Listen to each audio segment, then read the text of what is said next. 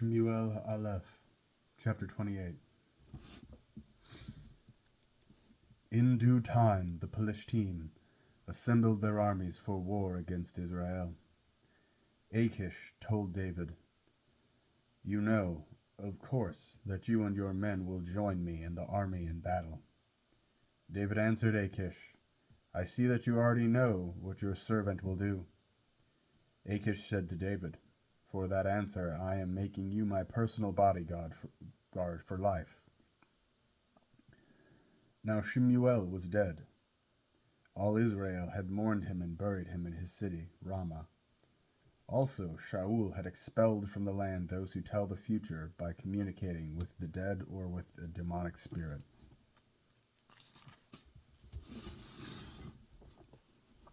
The Philistine assembled.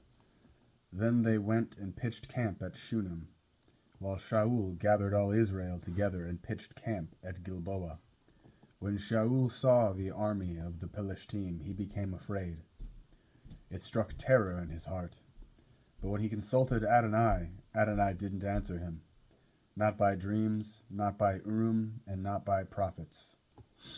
Then Sha'ul said to his servants, "Try to find a woman who tells the future by communicating with the dead.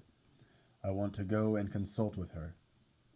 His servants answered him, "Yes, there's a woman in Ein-Dor who tells the future by communicating with the dead."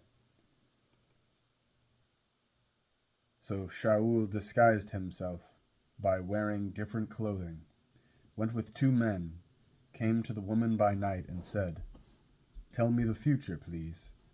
Bring up from the dead the person I name to you."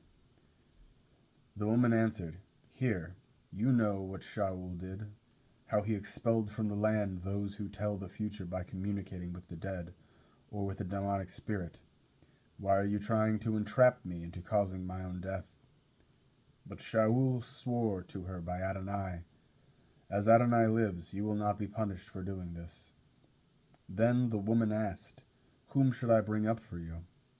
He said, "Bring up for me Shemuel."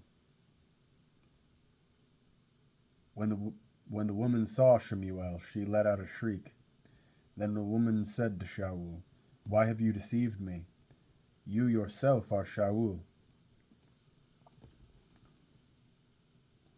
The king replied, "Don't be afraid. Just tell me what you see." The woman said to Sha'ul, "I see a godlike being coming up out of the earth." He asked her, "What does he look like?" She said, "An old man is coming up. He's wearing a cloak." Sha'ul realized it was Shemuel, so he bowed with his face to the ground and prostrated himself. Shemuel asked Sha'ul, "Why have you disturbed me and brought me up?" Sha'ul answered, "I'm very upset because the Philistine are making war against me, and God has left me and doesn't answer me anymore, neither by prophets nor by dreams. This is why I've called you, so that you can let me know what to do." Shemuel said, "Why ask me? If Adonai has left you and become your enemy, Adonai has done for himself what he foretold through me. Adonai has torn the kingdom out of your hands and given it to your fellow countryman David, because you didn't obey what Adonai said and execute his furious anger toward Amalek. That's why Adonai is doing this to you today. Adonai is giving Israel, as well as yourself, over into the power of the Philistine. And tomorrow you and your sons will be with me. Adonai will hand over Israel's army to the power of the Philistine." Sha'ul immediately fell full length on the ground and became terribly frightened because of what Shemuel had said. He had no strength left in him, for he had eaten nothing all that day and night.